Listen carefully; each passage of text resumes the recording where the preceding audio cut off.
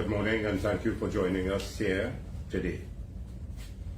I am here to discuss the findings of the report of the committee appointed by Prime Minister Dr. Keith Rowley to investigate the factors contributing to clinical outcomes of COVID-19 patients in Trinidad and Tobago. And this was laid in Parliament last Friday, the 18th of February, 2022. First of all, let me say this. The United National Congress wants to make it clear that Prime Minister Dr. Rowley admitted to only appointing that investigative committee after we, namely the Honourable Leader of the Opposition, Mrs. Kamala Persad-Bissessar, myself, and the United National Congress, virtually hounded and pressured him to do so since June last year. Almost 8 months ago, we have been asking for this. That is when the COVID-19 death rate in the country became so high that it had placed us amongst the highest in the world in terms of deaths per million population. In fact, Mrs. Persad-Bissessar specifically called for a commission of inquiry into the overall management of the COVID-19 pandemic. And I called for a confidential inquiry into every single COVID-19 death. So the very fact that this report here, 109 pages, was commissioned is thanks to the constant and undoubted calls, this report, to the undoubted calls and vigilance of the opposition United National Congress on behalf of a battered, weary, and I would say oppressed population. Further, we had stated categorically that 1 week could never possibly be enough time to conduct this review. And we also warned the committee that we would be monitoring their report to ensure that it was not tainted in favor of the Rowley government. It was fair, unbiased, and that also undoubtedly put them on the spot and made them aware that there was no room for cover-ups and deceit. It also led to them asking for 1 month to conduct their investigations. And let me say at this point that I respect the professionalism of the members of the committee, 4 of whom I know for a very long time. Secondly, let me say this. There are no surprises in their findings, absolutely none. Every single fallacy, shortcoming, and problem this committee has identified, I and the Leader of the Opposition and the United National Congress have been saying that all along. Patients and doctors and nurses and the families of COVID-19 victims have been saying that all along, so that there are no surprises here. Imagine 2 years we have been speaking about this. This report is in fact confirmation of all we have been saying from the outset, that the Rowley government, and in particular Health Minister Terence Singh and his team of inexperienced advisors, I repeat that, inexperienced advisors, having worked less than 2 years in public hospitals and institutions, have engaged in dangerous, clueless, incompetent mismanagement of the entire COVID-19 pandemic. And this has resulted in the tragic loss and unacceptable, preventable deaths of hundreds of patients within the 3,500 citizens who have passed away, sadly. The report points to criminal negligence as being the order of the day from Singh and his cohorts, including and especially the NCRHA CEO, the unqualified carnival man, Davlin Thomas. So for this deliberate, callous mismanagement of the COVID-19 pandemic, for the blatant criminal negligence that has cost so many lives and so many citizens to have sadly lost their lives, and families in grief, heads must roll. And I call on the Commissioner of Police and the Director of Public Prosecutions to now launch a criminal investigation into the findings of this report. Let me repeat this. Heads must roll. And I call on the police commissioner and the director of public prosecutions to launch a criminal investigation into the findings of this report. Is there misconduct in public office? This has to be looked into as well. As I said before, let me go into the analysis of the report's findings. Every single one of the report's findings, we had alerted the population to it. Let me dissect some of the key issues. Here are some of the committee's key findings, and I quote from the committee. Staff shortages were common from the levels of executive management to doctors and nurses to orderlies and patient escorts. Some doctors had to do non-medical jobs like lifting and moving patients, pulling up patients in bed, and processing nasal swabs. Nurses in some instances also had to carry out duties outside of their regular function.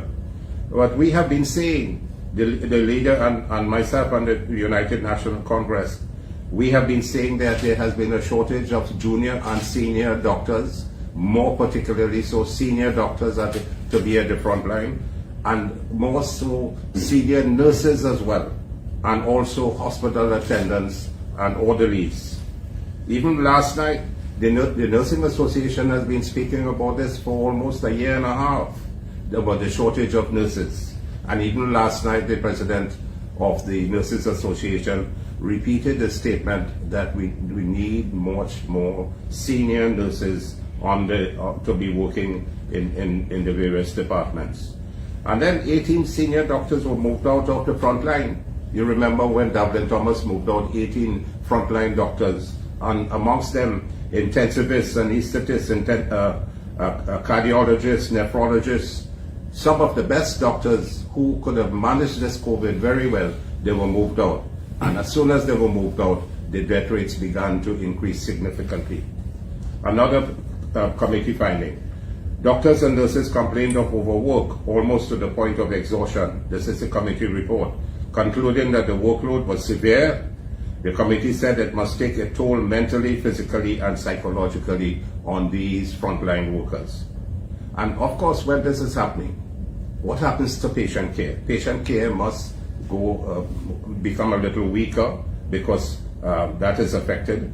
Could you imagine us as surgeons tired and going to do a 3-hour operative procedure in an operating room? But these nurses spend 12 hours on a shift in the intensive care unit and the HDUs. Another finding. Privacy and security were also areas of concern raised by the committee at some sites. 3 to 4 young doctors, male and female, had to sleep on mattresses on the floor in the same room. What a shame, an abominable shame. Some doctors complained that the door to their room could not be locked. The committee said this was particularly worrisome given the current state of crime in the country. Imagine a government, a Ministry of Health, cannot provide proper accommodation for their staff who are on the front line and risking their lives, having male and female sleeping together and on mattresses on the floor. And then you go with deceit and say thank you and congratulating them on a daily basis. What hypocrisy. What hypocrisy of Minister Dialsingh and his government. Nurses complained of having to work long hours in personal protective equipment, often without a break to drink water or go to the washroom. This is a committee statement. They also reported that they had to lift and turn patients because of a shortage of attendants and orderlies. The committee's report noted that obese patients in particular were very difficult to move. And let me just spend a few seconds to explain this. If you have an obese patient in the intensive care unit or the HDU who respiration is compromised because of an obese abdomen, pushing up the diaphragm and shortening the lung expansion capacity, this is why you have to put them in a semi-prone position or prone position. And the poor nurses, who may be small and slender, have to turn these patients. There are no orderlies to do that. The doctors have to turn them. Where was Dublin Thomas and where were the RHA's boards And where was Minister Singh in all of this? That is a minister who said the work of a minister, his work as a minister stops at the door of the hospital. How can somebody say that and get away with it in this country? Why have the population must be more vigilant on dealing with Minister Singh and his team of inexperienced people? Another finding, there were frequent complaints about very short locum contracts on 1 month to 3 months duration. The committee said that these short contracts create great uncertainty and depress the morale of young doctors who are exposing themselves to great risk. The committee recommended that the shortest contract be for a period of 1 year. We have been saying that for 2 years now. We have been saying that the doctors are not getting the contracts, the nurses are not getting the contracts, and they keep on 30 months into this pandemic, and they're suffering, the nurses, breaking their morale, the doctors, the young doctors, and still not giving the medical staff that it is needed. It's callous. It's callous. Another recommendation, another finding. There are no guidelines. We know that there are no guidelines about nursing ratios in the pandemic. However, the committee was told, that is what is reported in this report, was told that in many instances there was one ICU nurse to 6 ventilated patients. Reports were also received about one registered nurse on the ward nursing 20 to 30 patients. You know patient care can be compromised. You have one nurse to look after 6 patients who are ventilated and on respirators in an intensive care. Could you understand what has happened to the mortality then? And there was carelessness by Singh and his team. The report stated the implementation of the policies during the pandemic was hampered by unpredictable staff shortages and staff burnout. So you could have as many policies as you want and procedures. If you do not have the complement of the staff and the professional staff, patient care will be compromised. And then you have Stuart Young coming into Parliament on Friday, Minister Stuart Young, saying that the care, the professionalism and so on in the management of this COVID-19 pandemic met the international guidelines and criteria for policies and procedures and WHO policies and procedures. And this is what the committee is saying. How disgraceful could a minister be to stand up in Parliament and try to fool the population when the facts are there before him and he doesn't want to reveal the facts? He hides the facts. That's gross hypocrisy. Another finding, the committee said, almost every single doctor we met complained of overwork, almost to the point of exhaustion. Some of these doctors also had to do non-medical jobs. They also had to lift and move patients, pull up patients in bed, process nasal swabs. And any mention of short staffing must also mention treatment of staff. This is what the committee said. At some sites, some young doctors had to sleep on mattresses on the floor. Often this involved 3 or 4 doctors sleeping in the same room. The report also stated some staff complained about problems getting meals, especially after long hours in the hot zone. That is a minister who really cares, and those are advisors who really care for the population. No meals, sleeping on mattresses, 4 people sleeping in one room, and that is Ministry of Health Management. That is Dr. Rowley's government management of the pandemic. Some nurses spoke of the psychological pressure they felt when confronted with many deaths in a day. The nurses seeing patients dying in front of them and they can't do very much more for them. You could imagine how mentally traumatized it is for them and even for the young doctors who are not accustomed to seeing patients dying. They also spoke of the extreme mental stress they faced whenever one of their colleagues died from COVID. You could imagine a nurse has a good friend, a colleague, and the person dies, how mentally traumatized. But that is what the report stated, and they did absolutely nothing about it to help them with the mental stress problems. I think only one of the 5 RHAs introduced a program on mental health for assisting some of these workers. I come to another point that I've been speaking about for almost a year and a half. That is the drug tocilizumab. It is a monoclonal antibody. It's an immunosuppressive drug approved in the treatment of COVID-19. It is WHO approved. But this drug, the committee said, was conspicuous by its shortage. Experienced ICU consultants said that they only had about 20% of the required amount of tocilizumab. This is a life-saving drug. If it is given at a particular stage of the pandemic, the patient with the infection, you can save that patient's life almost certainly. Pharmacists also agreed that the drug was in short supply. The committee noted that the executive management tried to solve this problem by sharing the supplies among the regional health authorities. We have been speaking about this, and last night I heard the CMO Padarath on the national television say the cost of this is about $8,000 for one ampoule, for one dose. So you can imagine 1,000 patients, $8 million in expenditure will save 1,000 lives. 2,000 lives, $16 million in expenditure for this drug tocilizumab, which is a monoclonal antibody, is an immunosuppressive drug. Why didn't we have it? Why are you not giving the patients these drugs, and still the patients are not getting these drugs?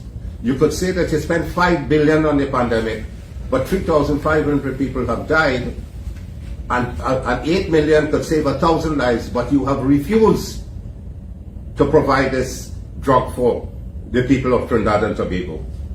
This is why I asked that the Director of Public Prosecution and the Commissioner of Police investigate this criminal negligence that has taken place in this country under the hands of the Minister and under the hands of Prime Minister Rowley. And other drugs were short as well. The report said shortage of midazolam, methylprednisolone, which is a drug that is used to prevent the kinetic storm, to prevent the lungs from being clogged up and the bronchioles, and to prevent the patient from breathing. And propofol, when a patient is in intensive care, this is a drug that is given slowly to keep the patient relatively sedated. It is an anesthetic drug that is given to put patients to sleep. And so dexamethasone had to be used in instances when methylprednisolone was indicated. So shortage of all important drugs, that is criminal in nature, is criminal negligence on the part of all concerned. And the minister sits in his office and they come for two years every day, 3-4 of them, talking nonsense to the general population while patients are dying because of these things which the committee has unfolded. The report also noted, in addition to medical staff shortages and burnout, there was a shortage of basic items at the hospital, basic items, and also the drug that is used when persons are at a critical stage, which is tocilizumab. A key aspect of the report is the recommendation that the anti-inflammatory drug tocilizumab, which is given at an advanced stage of COVID-19, should purchase more, as it was conspicuous by its shortage. And what about the other drugs? The antiviral drugs of remdesivir. And there's another monoclonal antibody cocktail called imdevimab and casirivimab for emergency use authorization. These doctors don't have a clue that these things exist. So they are managing patients, hundreds of patients, and they don't have a clue that these are the things that they can use. The Regeneron drugs, Regen 5. There are shortage of other drugs, including midazolam. The committee thought, though tocilizumab is an expensive drug, there is a cost benefit to be realized from its use. The cost benefit is to save patients' lives. We recommend that the policy regarding tocilizumab use must be reviewed, the report stated. And I said immediately it must be done. It goes on to say, the report, the high rates of NCDs, that's non-communicable diseases of diabetes, hypertension, cancer, asthma, immunosuppressed patients who are immunocompromised, among the patients who died or who were hospitalized for COVID-19 were notable. The committee deduced that more attention needs to be paid to the prevention and management of NCDs to ensure that people become and remain healthy. The country will remember that Prime Minister Mrs. Kamla Persad-Bissesseden in 2012 made a decision to open all the health centers beyond 9 o'clock on evenings, up to 9, and on weekends and public holidays. to ensure that patients could go to have their non-communicable diseases of diabetes and hypertension controlled. As soon as Rowley government came in 6 years ago, they began to close some of these health centers. They bring it back down to 4 o'clock, and they even closed a few more. So don't you expect that the non-communicable diseases of diabetes and hypertension will become worse? And therefore, in this pandemic, if they are uncontrolled, they stand a higher risk of dying as a result. But these people who are running the ministry, they have not a clue about what needed to be done. The committee is telling them that, and the committee only had 2 weeks' work to pick up facts and make a statement. So they closed down the health centers. Now we come to the crucial issue of ICU deaths that the committee stated. Healthcare Committee finds need for national policy in ICU admissions. There is a need for a national policy on intensive care unit admissions for COVID-19 patients of different ages, and to have special ICU beds for elderly patients. This is important to note, ladies and gentlemen. On a national policy regarding ICU admissions and care of the elderly, the team noted that 15.2% of pediatric admissions go to ICU, compared to 1.2% of persons over 80 years of age. Were they doing a triaging? And were they leaving out the above 80 years of age patients outside of the ICU to allow them to die? Why were they not putting these 80-year patients in the intensive care units? This is what the committee found. It's not Dr. Goopiesingh or the UNC saying that. It's a committee of distinguished former clinical deans of the medical school and the present clinical dean. The report added, this was remarkable given the high death rates amongst the elderly. They were asking the questions, why were the 80-year people being not considered so well as the young one? It was also noted that there were special pediatric ICU beds, whereas there were no such facility for the elderly. In addition, the demand for pediatric ICU beds was in absolute terms much smaller than for adult ICU beds. And this is what the committee is telling the country. They go on to say, we did not find any mention of a national policy regarding admissions to ICU for persons of different ages, and recommend that such a policy needs to be articulated. Patients are dying regularly in the intensive care unit, almost 2 years now, and you don't have a policy that fits what is required to be done. Ladies and gentlemen, I had long pointed out that the health authorities there in Goopiesingh were deliberately hiding the ICU and HDU mortality statistics. I asked that about 10 times nationally. Where are the mortality statistics in the HDU and ICU? Because they had turned the hospitals of the nation into killing fields. The report confirms this fact. Imagine the people appointed by the highest member of cabinet, the Prime Minister himself, were denied these statistics according to their report. They were denied the statistics on the mortality in the HDU and ICU. It's deliberately hiding the information. The team had no legal remit, so they couldn't boss them around. So they had to take whatever the same people accused of criminal negligence gave them. And then there's another point they made, need for improved communication by regional health authorities with patients' relatives. And it said, and it's been recommended that a formal survey be done on the views of relatives of COVID-19 patients who were cared for in the parallel healthcare system. The latter involves symptoms, suggestions for improvements for frontline health workers who felt abandoned by RHA leaderships. So they don't have senior doctors, they don't have senior nurses that they can call on. When a patient crashes and dies from a chair and falls on the floor in the emergency department, the young doctors have no consultants to go to and turn to help them to save the patient's life. That's why they felt left out many times. They felt abandoned. Among findings were that Hoover Hospital, Port of Spain, and Augustus Lung Hospital had the most COVID deaths. But Devlin Thomas, who chased out experienced doctors, after he did that, the deaths began to increase. The question on communication with patients. The team stated anecdotal reports suggested that in the past, there has been severe dislocation between families and their loved ones admitted to hospital. Sometimes 3 weeks pass when a family member trying to get information of their loved one in the institution cannot get the information. I can testify to that.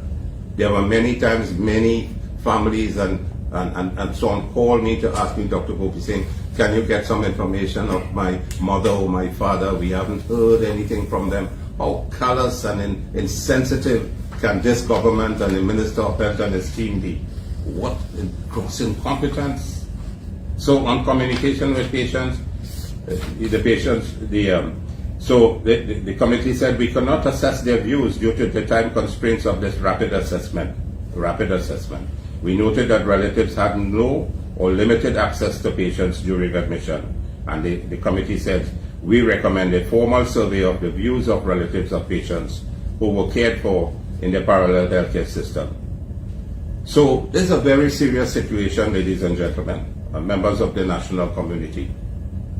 And I, as a doctor for 47 years, I say to you today, and I've worked throughout the Caribbean, I've worked in 18 hospitals around the world. I've trained in about with 4 universities and have seen thousands of patients. I can tell you today that this is a very serious indictment on the Rowley government and the Minister of Health. And they have to take the blame and the responsibility. It's a damning report. This report is a damning report. And even though I pointed out all these fatal shortcomings for the past almost 2 years, it still horrifies me to see this in print now in this report. This is the report that has printed what we continue to say for the last 2 years. Imagine generations to come, ladies and gentlemen, will read of this legacy of death and destruction of the COVID hospitals killing fields as the hallmark of the Rowley government's COVID-19 pandemic policies and management. Is this genocide? Is this what has been happening for the last 2 years? The lives of 3,500 citizens have been lost and counting. So many families torn apart. So many heartache and devastation, all because of the incompetence and inexperience, arrogance and cluelessness, the criminal negligence of this Rowley government, and especially its health minister and senior health managers, must be investigated. So this report, a serious indictment on the Rowley government because of all these issues. All these problems could have been prevented or halted midway if only Rowley and his team of incompetence had listened to us, had listened to leader of the opposition, Mrs. Kamala Prasad Bisesa, listened to a few of us on this side.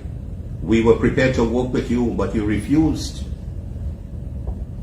If you had listened to our recommendations and taken urgent action to remedy these deadly ills, we will not have lost 3,500 lives. Everything the report notes, the population saw unfolding before our own eyes. Nothing here is secret. So why didn't Rowley take action and prevent more deaths? Why did it have to come to this, where he had to bend to the unending pressure of the opposition leader, myself and her team, only to get 109 pages confirming what we have been telling him all along. 109 pages are telling him the things that we have been telling him for almost a year and a half to 2 years. So where do we go from here now, ladies and gentlemen? No country, no democracy, no citizen should have to endure these deadly mishaps and mismanagement.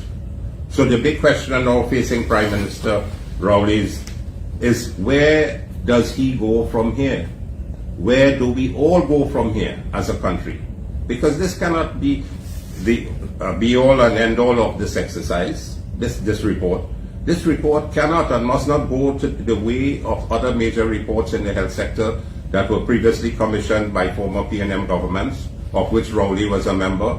The United National Congress has had 11 years of management, of governance out of the 60 years that this country has been governed. So 49 out of the 60 years has been governed by the PNM government. And this is the mess that they have this country in the health sector. Remember the 2007 Commission of Inquiry into the operation and delivery of public healthcare services in Trinidad and Tobago, chaired by Justice Gladys Kafur. I was in the Senate then in 2007 when the health sector was deteriorating rapidly And Manning was forced to call a commission of inquiry, and Gladys Kapoor was the chairperson, Justice Gladys Kapoor. The many recommendations of that exhaustive report never saw the light of the day on the PNM. That is the incompetence of PNM. It was left to Mrs. Prasad Bisesa, PPP government, and Minister Khan at that time and his team to implement a number of the policies and programs, the things that were spoken about in the Gladys Kapoor Commission of Inquiry. What about the committee to review the delivery and quality of healthcare services that Rowley spoke about 6 years ago, headed by Dr. Winston Welch, which was appointed by Prime Minister Rowley in November 2015? Where have the recommendations gone? What has happened to it? They never saw the light of the day. So you see why the Honorable Opposition Leader, Mrs. Kamala Prasad Bisesa, called this whole thing a party show with Rowley's a 1-month appointment of a team. Because we know what they give. We have been around long enough. We know the PNM style of mama guy, papi show, trickery, lies, deceit, and incompetence. But not this time, Prime Minister Rowley. Not this time, Minister Dialsingh. The country cannot allow you to get away with it. And get away with this again. There must be urgent action on this report. And I ask strongly, this report must be forwarded to the Police Commissioner and Director of Public Prosecutions for an investigation into criminal negligence and misconduct in public office by all senior public officials involved. And there are many other areas where this committee made some statements, and very damning statements, and the time will not allow me and permit me to go into even more detail on some of these areas, but I close by emphasizing and making this recommendation. The report must be forwarded to the Police Commissioner and Director of Public Prosecution for an investigation into criminal negligence and misconduct in public office by all senior public officials. I say Minister Dialsingh must do the honorable thing and resign forthwith. I say that a team of advisors, including the Chief Medical Officer and his team that sits every day for 2 years and say absolutely nothing at the end of it, while all of this is going on, as the committee reported. And I compliment their Express editorial today. I just read it a while ago on some of the statements they made. And I concur with you on some of the recommendations and the statements that you have made. And other media houses have, in fact, spoken about it as well, and they will continue to speak about it. You cannot lose 3,500 lives and sit down and do nothing about it. When you appointed a committee, and the committee made all these findings, straight into your face, and telling you that you were grossly incompetent, you mismanaged the entire thing, and you have caused the deaths of 3,500 citizens. Thank you very much.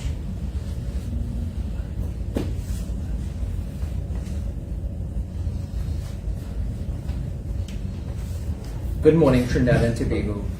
Thank you, Dr. Goopiesingh, for revealing to us the findings, the true findings of the report that was commissioned to deal with the deaths and the health system into the COVID-19 fiasco. I want to turn your attention to something that occurred this week that has left Trinbagonians traumatized, in mass hysteria, and in a lot of uncertainty. On Friday, in the Parliament, I was directed by the Leader of the Opposition, as the Opposition Shadow Minister of Public Utilities, to bring a motion. And I want to share with you the motion that was brought by the Opposition. It was a definite matter of urgent public importance. What are the avenues that are available to members of the Opposition to raise critical matters that affect the people of Trinidad and Tobago? And the motion read, I hereby seek your leave to move the adjournment of the House today under Standing Order 17 to discuss a definite matter of urgent public importance, namely the nationwide blackout on Wednesday, February 16, 2022, and the subsequent national shutdown of essential services for over 12 hours, putting the country and citizens at a national security risk. The matter is definite because it pertains to a specific incident that placed the country in a vulnerable position as it relates to the collapse of our public utilities, namely water, electricity, and the telecommunications sector. The matter is urgent given the serious implications it has on our national security, as well as on the welfare of the people of Trinidad and Tobago being unable to access fundamental utilities for their daily survival. We have said to you time and time again in the opposition that we will fight for you whether it's outside of the Parliament or inside of the Parliament. Sadly, on Friday, like the COVID-19 motion that was brought by the leader of the opposition since January of 2020, this motion was rejected by House Speaker Bridget Anisette George. This morning, I want to say frontally that the opposition will not be deterred by the PNM A team, neither will we be deterred by the PNM B team. As we have always said to you, we will fight for you whether it's inside or outside of the Parliament. And that is why we are here today.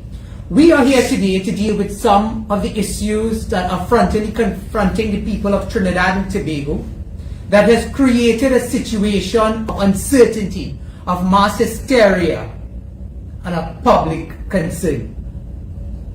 What we have seen develop since Wednesday to today has been nothing short of all mass and fiasco.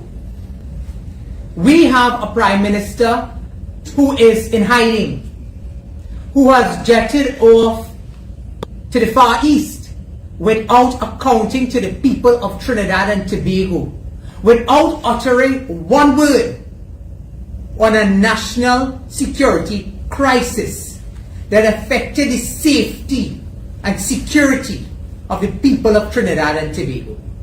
Outside of the public utility sector, this affected the life and limb of every Trinidad and Tobago citizen. The Prime Minister up to today has not confronted the people of Trinidad and Tobago with the facts of this situation. Instead, the Prime Minister has chosen to hide behind his caddy, Stuart Young, jump on a plane and say to hell with you. That has been the unequivocal response from the Prime Minister. Prime Minister Rowley has pretty much said, I don't care damn. Let Trinidad and Tobago burn. Let them eat cake. That has been the response of this Prime Minister. If we are to take the Prime Minister's lack of response and the Prime Minister's silence for anything, it is a telegraph to the population, I don't care a damn about you, your family, your well-being, and your security. Then we see, days later, a photograph surfacing on the social media. And before I go into the issues that are confronting TNTech, TGU, and the power producing companies, I want to ask the Minister of Finance, who's acting as the Prime Minister of Trinidad and Tobago in Rowley's absence, whether or not that photograph that is in the public domain that has been making its rounds was taken on Wednesday, the 16th of February 2022 at around 4:30 p.m. at PriceSmart.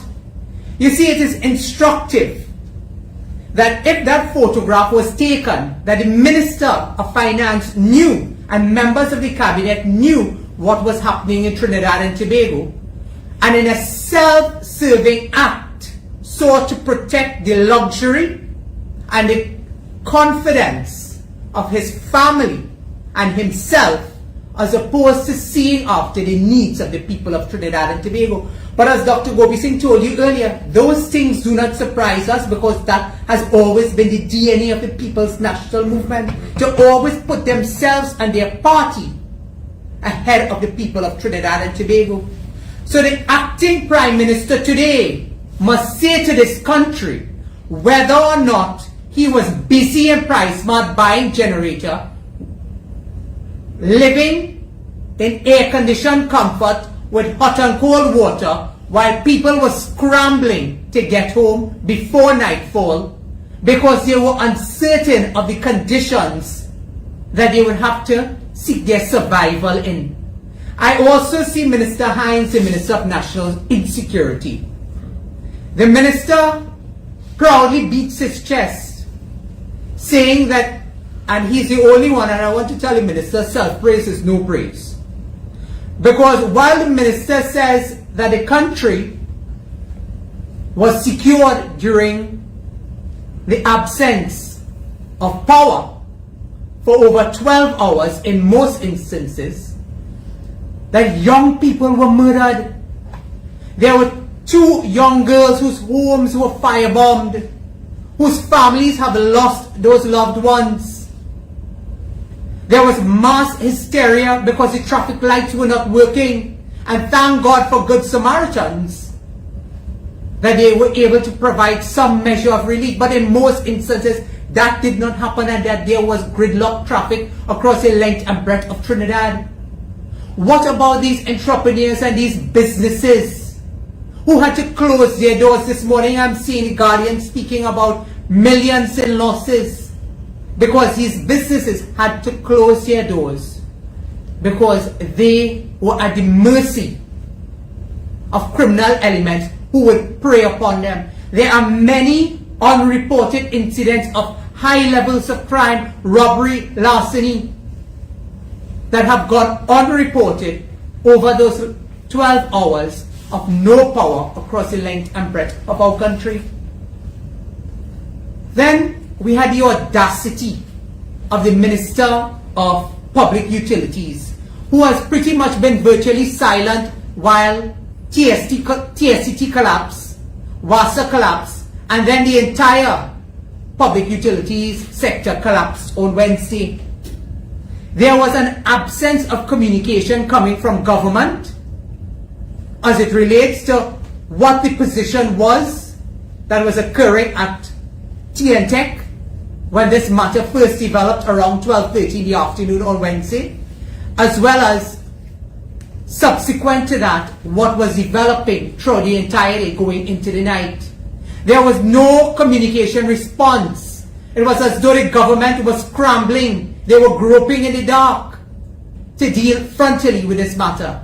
And the Minister of Public Utilities, I understood why he had a serious challenge on Friday when he was asked in the Parliament by both myself and the Chief Whip as to the real reasons why Trinidad and Tobago experienced a shutdown and a power outage for over 12 hours.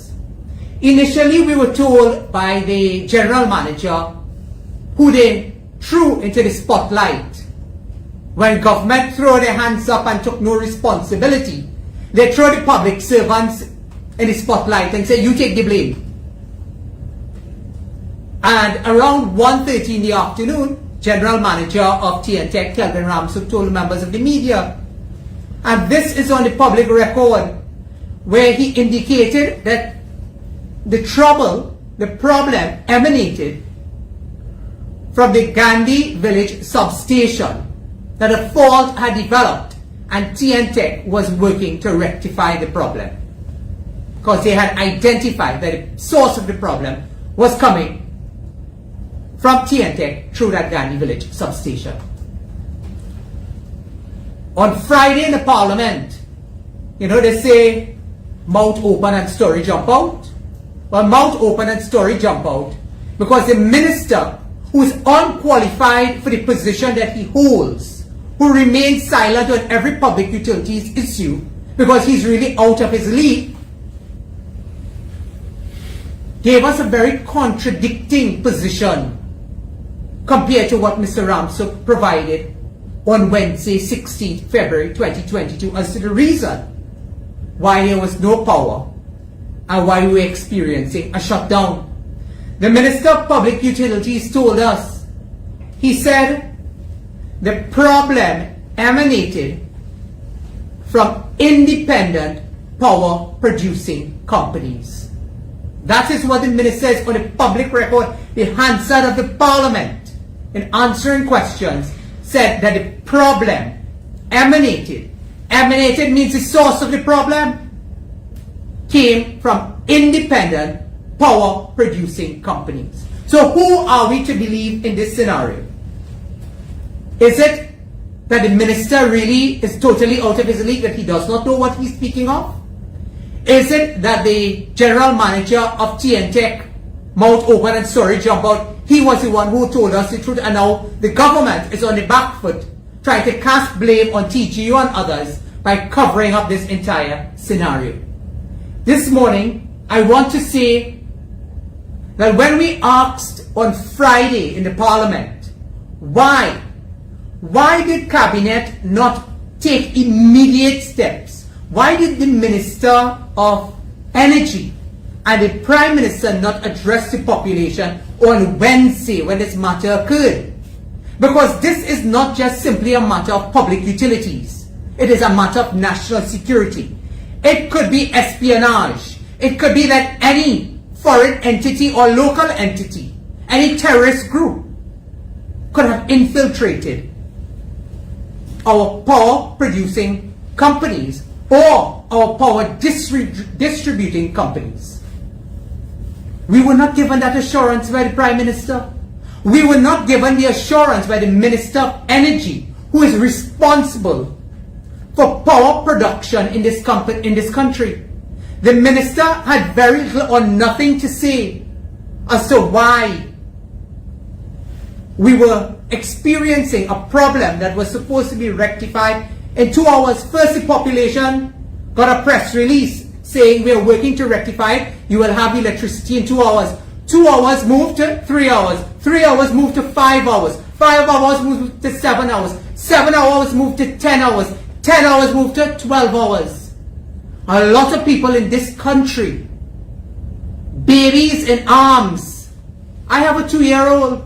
I know what that pain and anguish is. People who did not know what to do with perishable items that you work hard to provide and put on the table for. They didn't know what to do with it.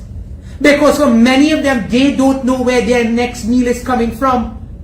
But Stuart Young, Marvin Gonzalez, Keith Rowley and others, that was not their concern. You see, like Rowley, like Imbert, they had the comfort of having generators in their homes, enjoying air-conditioned comfort, enjoying hot and cold water, while the rest of the population was left on their own.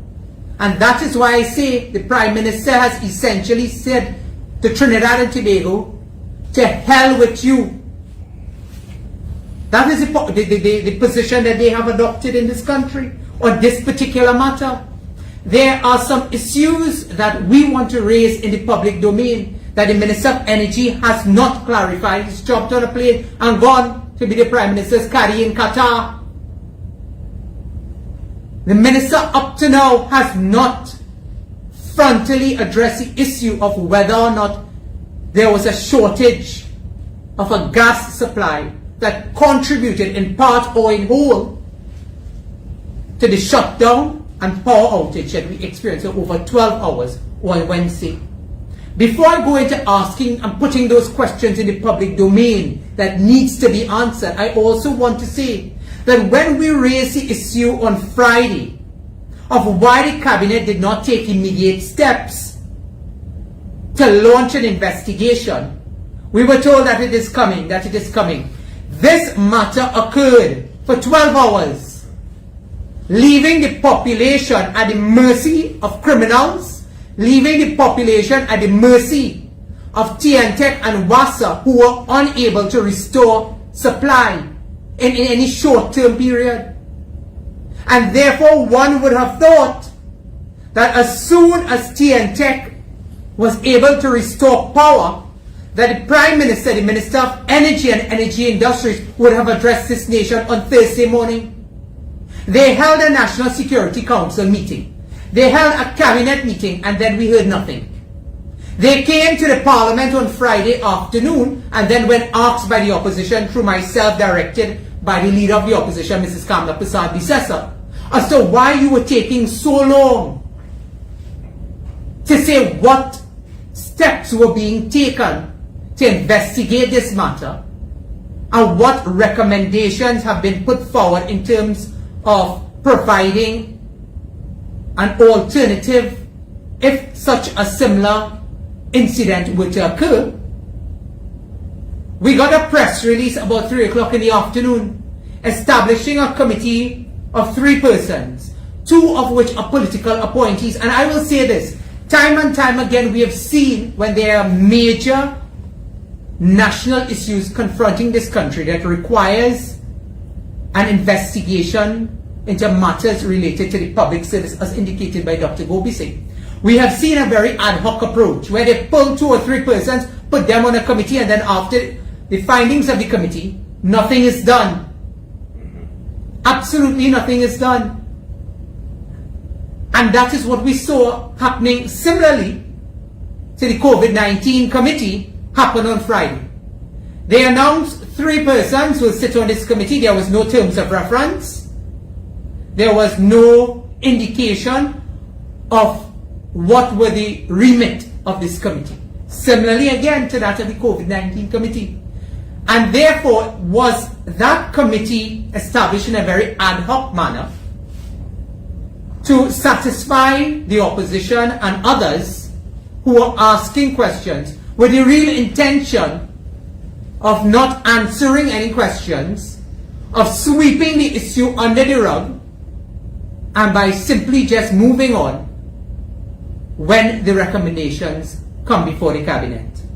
And that is why I say this morning that the opposition has called for an interagency task force. It can't be that these three people are operating in a silo. Dr. Goopiesingh told you what happened to the COVID-19 committee, that when those persons went in, they have no locus standi. They have no jurisdiction to go and ask anybody anything. They are at the mercy of public servants. They are at the mercy of the cabinet. They are at the mercy of TNTech, TGU, etc.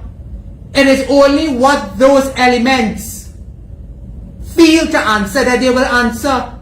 And therefore you will never get a true picture of what really occurred. And that is why the opposition, earlier o'clock we said establish an interagency, bring everybody together, bring independent minds on that committee, because this will have a repercussion like no other.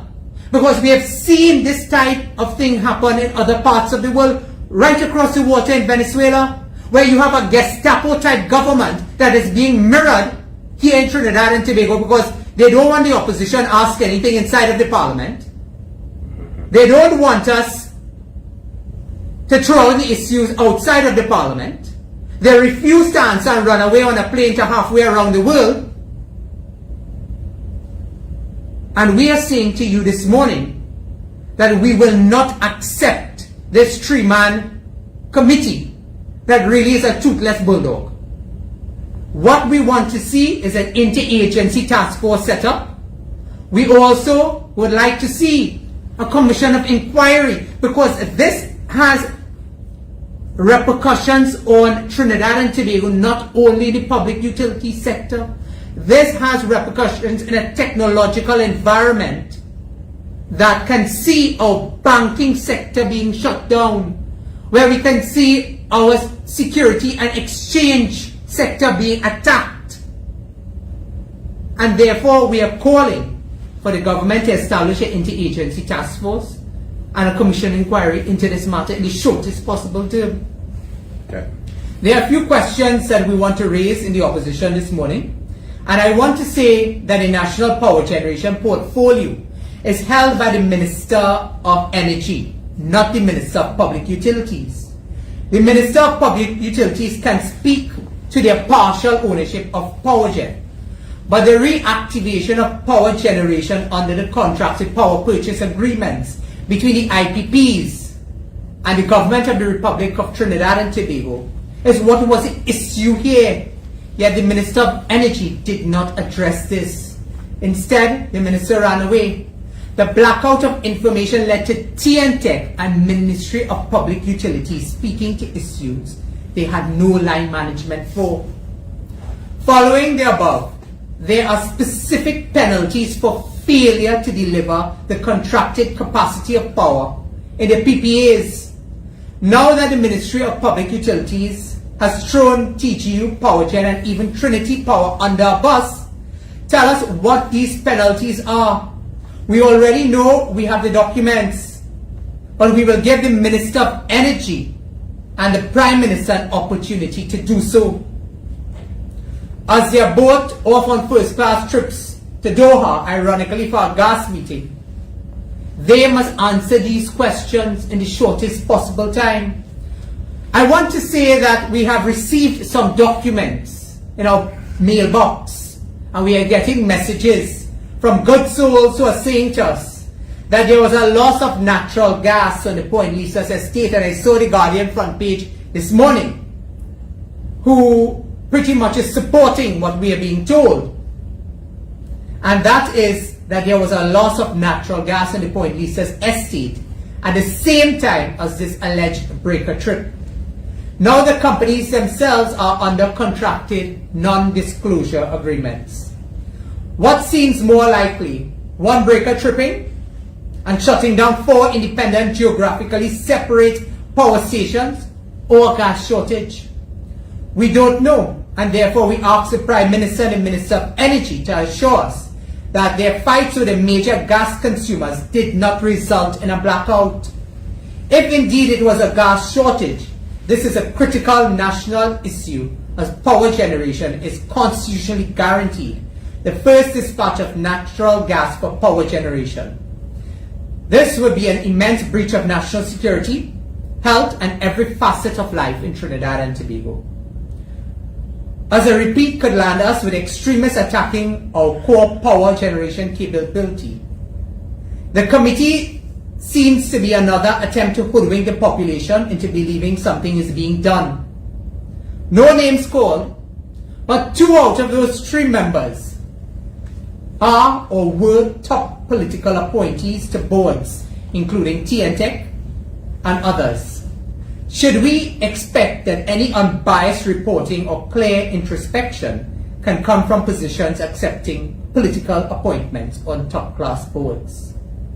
Brothers and sisters, members of the media, Trinidad and Tobago, these are the burning questions. You know, when this matter first arose from Wednesday to today, I have been looking in both the print and electronic media for statements from civil society, from organizations like Fixing TNT, from even the editorials of our daily newspaper, who have been very silent on this issue, who have not called out the Prime Minister, who once more gives him Prime Minister and the Minister of Energy a pass, a free pass. The hypocrisy and the level of double standards in this country continues to amaze me. Had it been a Prime Minister in the person of Kamla Persad-Bissessar, who had remained silent from Wednesday to Sunday, when a national security issue like what arose on Wednesday, that shut down an entire country, that had a nation in blackout for several hours, that shut down the economy, that sent businesses closing, that had Trinidadians scampering for their safety away from criminal elements with very little input from the TTPS, contrary to what Hines would have us believe. That level of hypocrisy and the level of double standards in this country continue to amaze me. There has been not one word from Fixing TNT.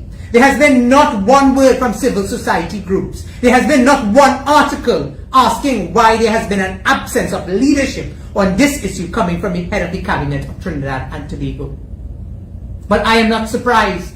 I am not surprised, as there are elements in this society that continues to prop a failing government, a failed leader in the person of Prime Minister Keith Rowley, and a cabinet who has demonstrated to you time and time again, to hell with you, I don't care damn, I am off on a jet plane, enjoying the high life, while you are here to burn, Imbert buying generator, and you have to be at the mercy of a failing system here in Trinidad and Tobago because of a People's National Movement administration. Just for a few minutes, I want to raise also the issue at Wassa. A few days ago, I saw an article being bandied about that Prime Minister Keith Rowley is saying that the UNC administration is responsible for the position that Wassa is in today and is contributing the bringing on stream of the Salcott under the Pandey administration for causing the country to go bankrupt at Wassa. You know, Mr. Manning used to tell us, facts are a stubborn thing.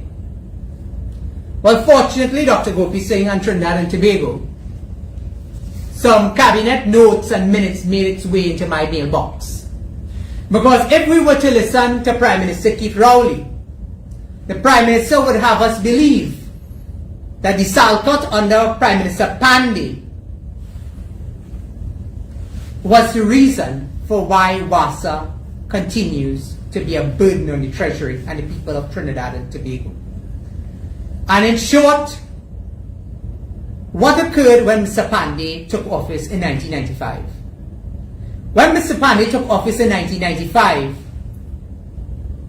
over 40 million gallons of water was being removed from the Caroni water treatment plant and sent to the industrial estate in Point Lisas. That is what the Pandey administration inherited. And therefore, what we were seeing happening was that there were Shogunas, Caroni East, Caroni Central, Couva North, Couva South, Pointe-a-Pierre, several other constituencies that was being severely affected by water shortage and dry taps.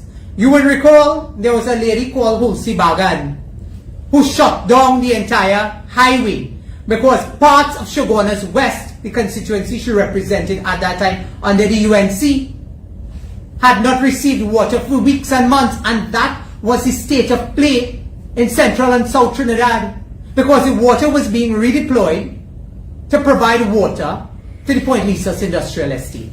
That is a fact under Manning administration, and that is what the Pandey administration inherited when they got into office.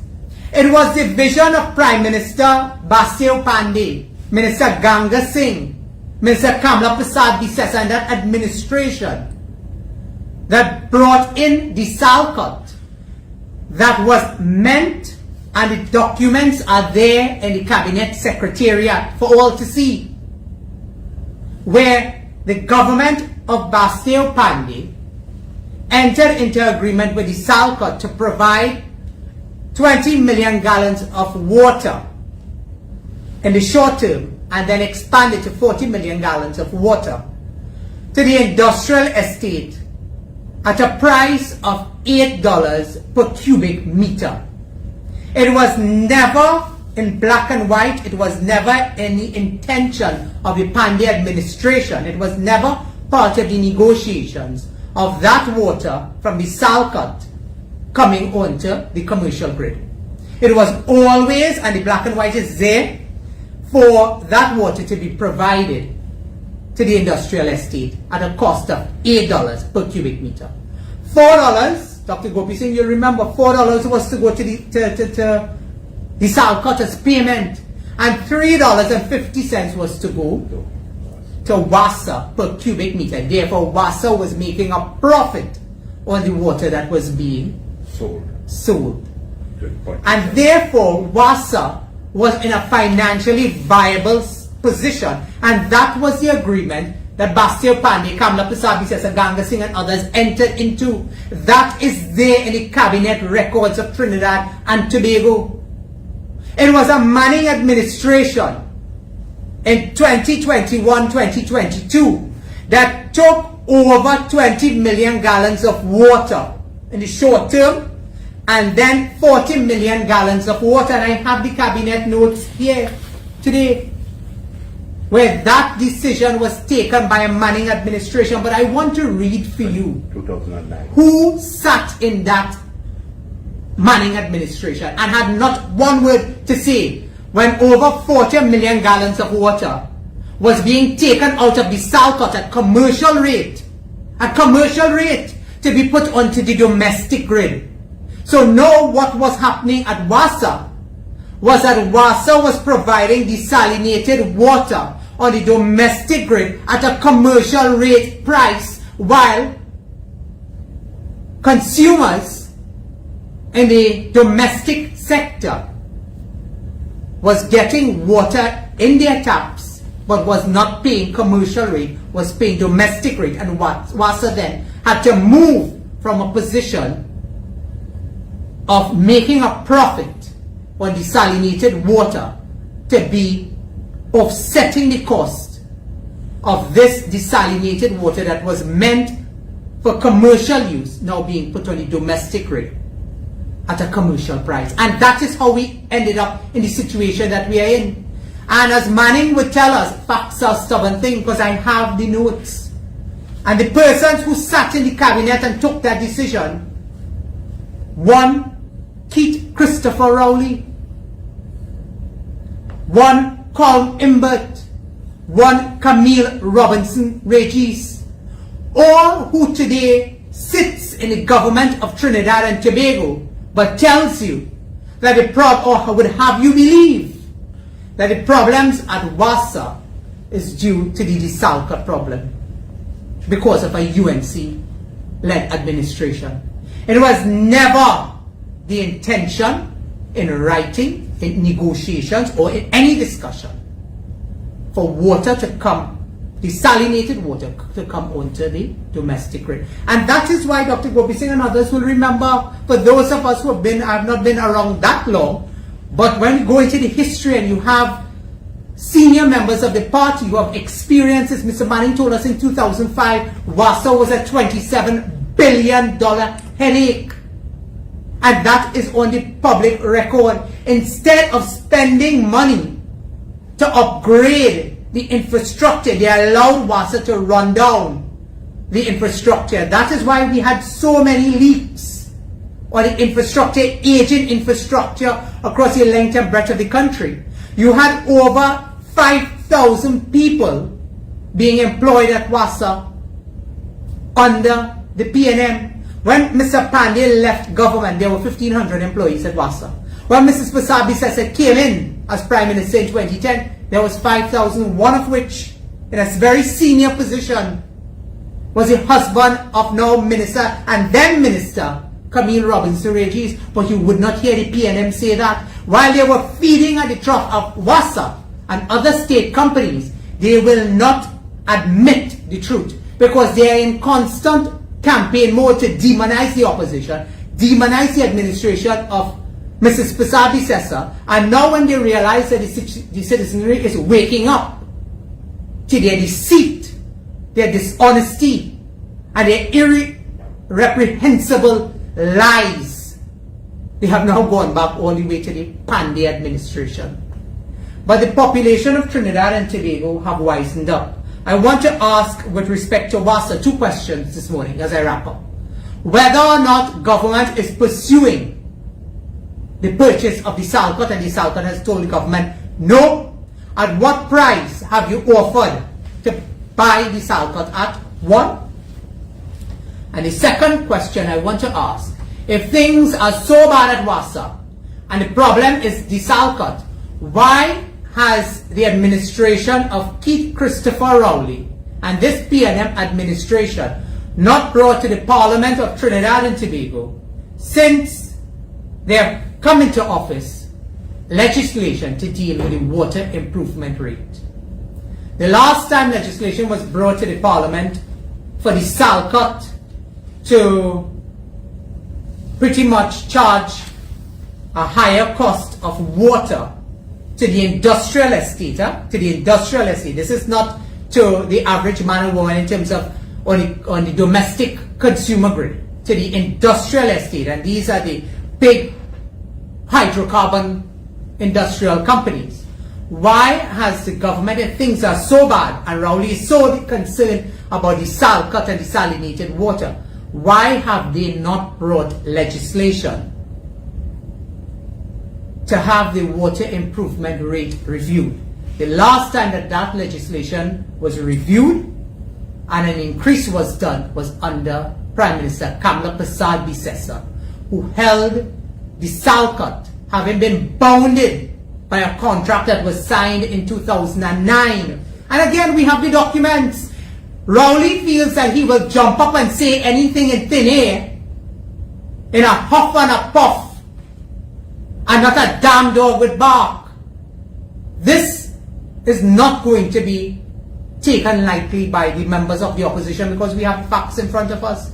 It was in 2009, December 3rd, that the Manning administration entered into this agreement to extend the contract.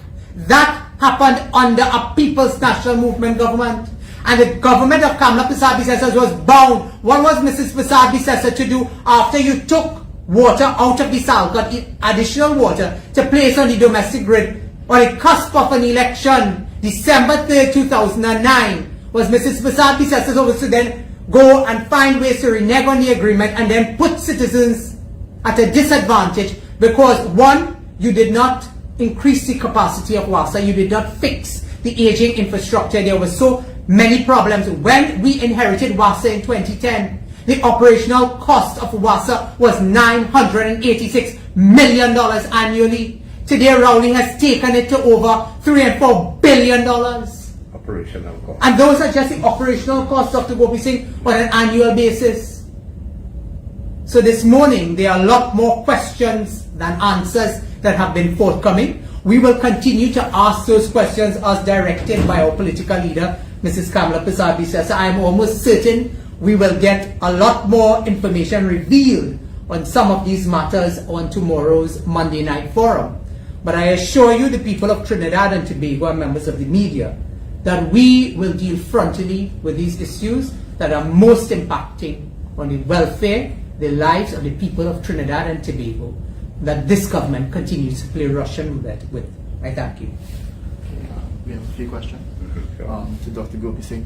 The government's COVID report does not examine why Trinidad and Tobago has had the highest COVID deaths in the CARICOM region.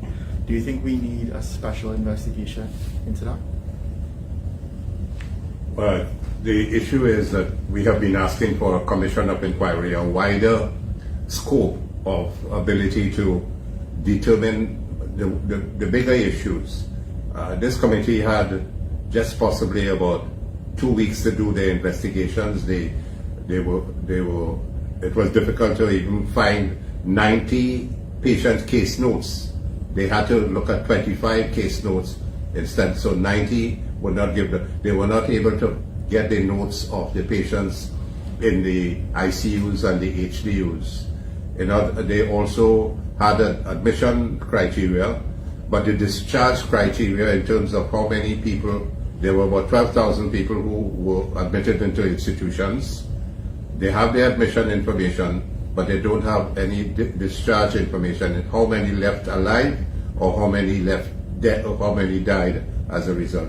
So in essence, a wider inquiry into it will provide some of the information. But Minister Dayal Singh and his team know what they have to do. The committee has in fact indicated to them what they need to do right away, but Minister Dayal Singh should do the honorable thing and resign or be fired, and other people brought in. In fact, I wanted to make the statement that instead of that team, inexperienced medical advisors who are there, he should appoint an independent team of senior qualified medical experts to now guide the entire COVID-19 response, especially as it pertains to implementing the recommendations of the Simongal Committee. This team is incompetent, and we should be ashamed of ourselves as a country to be in that situation where we, up to about 2 weeks ago, we were a country with the highest deaths per million population, and even on a 7-day moving average, we were the highest deaths per million population and highest infectivity rate as well. Whereas Jamaica, with twice our population, did not have as many deaths as 3,500. Well, the other smaller countries in the Caribbean, we are worse than them tremendously. So if they could have managed their situation, why couldn't we have managed the situation? So the answer to the question is a wider, larger commission of inquiry where you can subpoena people to bring the notes, rather than waiting on their whims and fancies to get the available information. I think that will solve the problem in terms of providing much more information on the way forward. Thank you for the question. To MP Padarath, do you think that, is there any one area in particular where you think the government fell down with regards to the blackout response? The government of the Republic of Trinidad and Tobago collapsed in every area as it relates to the blackout. So to identify one area would be generous, because every facet of what occurred on Wednesday impacted on the lives of the people of Trinidad and Tobago, whether it was public utilities, national security, or energy matters as it relates to the patrimony of our republic. So to identify one area would be really generous. However, the overarching issue that really needs addressing for the future really has to do with the communications coming from the government. It was as though, and I've coined it, as though government was groping in the dark. They didn't know what to do. They had gone into hiding, and it was at a time when the population wanted a sense of calm, a sense of reassurance from the Prime Minister himself. There was a total absence of leadership. I want to remind this country that when blackout occurred under the People's Partnership due to a lack of gas supply at that time, Mrs. Prasad-Bissessar did not hide from the population. Mrs. Prasad-Bissessar did not hide the facts of the situation from the population. She was very open, she was very honest, and she was available. She was available to the population through the media to make any pronouncements as it regards to the welfare of the citizens of Trinidad and Tobago as it relates to the blackout. You will recall that Mrs. Prasad-Bissessar was there at 12 midnight at PowerGen and TNTech, sitting alongside Minister in the engine room, as it were, with Minister then Kevin Ramnarine. Where was the Prime Minister on the night of this blackout? Where was he busy buying generators too, like Minister Carl Mimbert? Where was the Prime Minister since Thursday, Friday, Saturday, Sunday? You're halfway around the world, but could not utter one word of assurance, reassurance to the people of Trinidad and Tobago that all steps are being taken.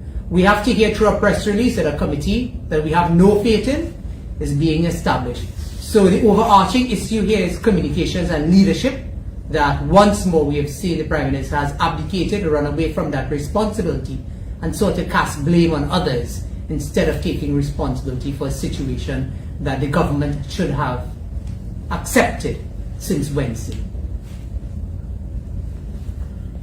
So that is the end of our weekly media conference. Today I would like to thank senior members of our party, namely Dr. Tim Goopiesingh, former Minister of Education, former Cabinet Minister, for his expertise, his advice, his recommendations. And I think Dr. Goopiesingh is always instructive that the UNC don't just criticize.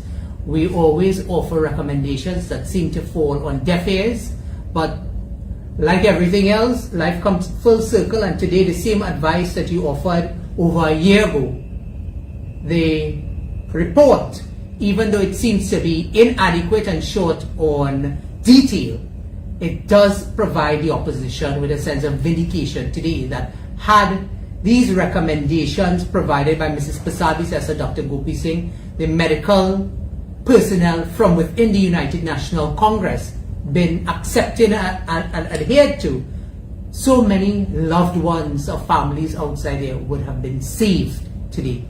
Today, once more, we have exposed the incompetence and the ineptitude of the Prime Minister and his cabinet, and we look forward to having you join us tomorrow at 7 p.m.